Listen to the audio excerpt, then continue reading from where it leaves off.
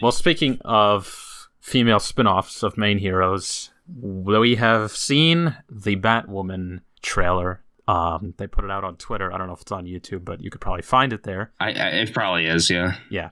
So this is going to be its own show. I'm thinking probably after Arrow finishes, so maybe starting in January of next year. I don't know. Honestly, I feel like they probably did say the date in the trailer, but I'm completely spacing out on it. I would have to guess it would be around the same time that the fall TV season actually comes back up. So probably like September, October. So looking at this trailer, for me, like pretty much what you'd expect from one of these CW shows at this point. I mean, they're pretty formulaic, but there's a little bit of a thing that sticks out to you. What do you think I mean here? Okay. What kind of just jumps out at you, kind of says, hey, you know what this is? You know what we're getting at here? So I feel like anyone who followed our Captain Marvel coverage is going to get what we're getting at here. Yes. It needs her. Yeah. Hero. So I do want to say, for the most part, I actually did like the trailer. For the most part, I liked the character. For the most part, I liked like what we saw of the character in the Arrowverse so far, just in Elseworlds. Like, they go to her briefly in one of the versions of the crossover. Like, she takes place in the main Earth. Like, she's on the Flash Arrow Earth. So I guess that's Earth 1 or Earth 0 or whatever it is. So for the most part, I like Ruby Rose's portrayal of her. Like, I have nothing against the actress, but and again, I feel like based off of that performance, this series is probably going to be, it's not going to be an exact repeat of Captain Marvel, just because we do have this strong portrayal. It seems like the creators do know what they're like getting at. It's just, the marketing. Yes. So the marketing once again. Again, if they just didn't focus on the whole feminist angle, if they just let the trailer play out and show that there was the strong female hero in the Arrowverse, that would have been great, you know? But it's like just the fact that they have to like just stick it in your face, the fact that they have to make it that prominent of a detail. Did you catch it in some of the lines too? Like when she says, I'm not going to let a man take credit for doing a woman's job, or that suit will look good or will be perfect when it fits a woman, yada, yada, woman, yada, yada. And that's the only line that really bugged me, you know? Like, I mean, like, whoa, hold on. Man take credit for a woman's job. You are taking all of Batman's work and just co-opting it. Like literally makes no sense in the context of the You're trailer. taking his cape, you're taking his gadgets, you're taking his persona. Hello, but I know what the context is. She's saying like she's gonna put on the suit and start doing things, and people are saying, "Oh, look, Batman's back," and then that's when she says it. Yeah, probably. I need you to fix his suit. The suit is literal perfection. It will be. When it fits a woman. And I will say this, disclaimer, I haven't read a single Batwoman comic. I know barely anything about her other than the origin that I researched and talked about the last time we talked about the Elseworlds crossover. So this may be accurate to what's in the comics, I don't know. But on the surface level, just from looking at the trailer, just from her personality, she seems a bit pompous to me. Yeah, no, she's a little full of herself. Which I don't really like that much. I know you're going to say, oh, you like Iron Man, and he's a pompous ass all the time. It's different. It's a little bit earned there, you know? He has a right to be, all right? He's like the smartest guy on the planet. Yeah, without a doubt. Which, I guess you could almost make the argument that it is the sort of, she is the female Batman, you know? Like, she does sort of give off that persona to some extent, except Bruce Wayne's never really, like, bat over the top with it.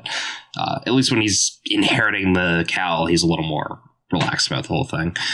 Yeah, imagine if he went around saying, I'm not going to let Superman do a Batman's job or take credit for a Batman's job. Yeah, it would just sound sort of braggy. So, I mean... this watchtower will look perfect with a Batman in it. So, I mean, it does fall into a lot of the Captain Marvel traps. You know, it does sort of fall into a lot of the... you know, they're trying to elevate this female character, which, again, on its own is fine, but the fact that they're sort of overcompensating for a lack of character development, it's problematic. You know, the fan base is not going to react well to this. And, again, we talked about this a lot with Captain Marvel, so I feel like I'm major deja vu here.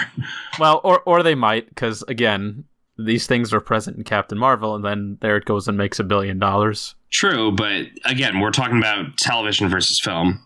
Again, some people might just ignore this. Or most people might ignore this, but I don't see if this turns out to be like Supergirl, you cannot ignore this. Yeah. if it's like Supergirl, that is a tragedy, because that show is just, it's almost a parody of itself in terms of how ridiculous they go with the feminist angles. No, it definitely is. Like, at least since the first season, they've gone over the top with it, like to the point where they know that that's their core audience, so they can just like milk it as much as they want. Yeah, I mean, we again, with just to throw Captain Marvel into it, and I hate to keep coming back to this just because it is sort of a polarizing subject. I think the issue with it was that it did become a polarizing issue because it was so controversial. You had a lot of the uber feminists and a lot of the moderates who didn't want to be associated with the man babies of the world, like going to see this thing because, you know, that's just sort of what they thought was the right thing to do. Meanwhile, it's got the lowest fan score of any Marvel film to date. Now, the fact is, like, this is a television program we're talking about here, Batwoman. So, you know, if you have low approval ratings among the fan, it's not like a one-time thing. If they are disappointed with the first episode, no one's going to follow through, like, throughout the series. So, you know, it's a different sort of thing we're talking about. I don't think it's gone to the same lengths as Captain Marvel in its attempt to sort of alienate the male fan base, but I don't know. It's not promising that this is the marketing campaign they're going for. The reason why I think arguments even happen with things like this is because there definitely are people clearly out there who feel that, you know, there isn't enough equality or that there isn't enough representation in media. And, you know, I get that. You want to see more things that you would like to identify with personally. That's fine. But when it's marketed in a way that it almost kind of, I don't know, not guilt trips, but like points out a problem that most people, I would say, don't feel really exists. Like, look, finally, she's here. What we needed, a female hero. This is it. And it's like, well, we've seen this before. I mean, we had the Wonder Woman show in the 70s. This has happened before. It's not a new thing. And I think when people point it out, like, why is it being marketed as if this is something special and unique for the first time? Then that's when, you know, the counter arguments come back saying, well, you just don't like it because you're this and you're that. And then they get defensive and then, you know, everything is conflated. Yeah, I mean, it really comes down to the whole identity issue. You know, people are so self-concerned with their own identity. People are so insecure about their own identity that they feel the need to sort of attack anyone else who sort of brings up the subject in anything other than a, like, completely supporting way.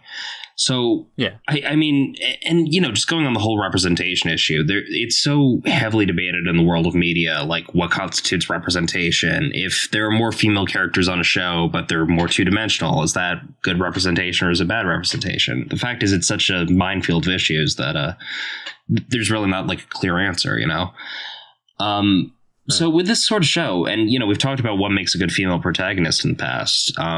Ultimately, what makes a good female protagonist is just making her a good protagonist who also happens to be female. Like, you don't have to, it's not more complicated than that, but it just seems to be something that screenwriters tend to struggle with.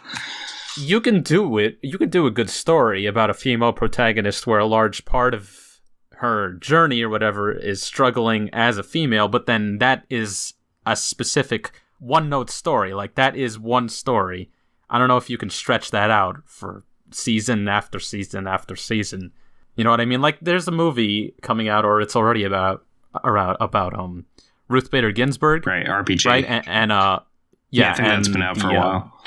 The angle they go on is like, you know, she's one of the only female politicians in Congress, and okay, that makes sense, but that's one story. Yeah, that's also not. How are you going to make it a whole she's one of the first major not congresswoman. She's not a congresswoman. She's in the Supreme Court. She's, I think, the second woman to serve in the Supreme Court.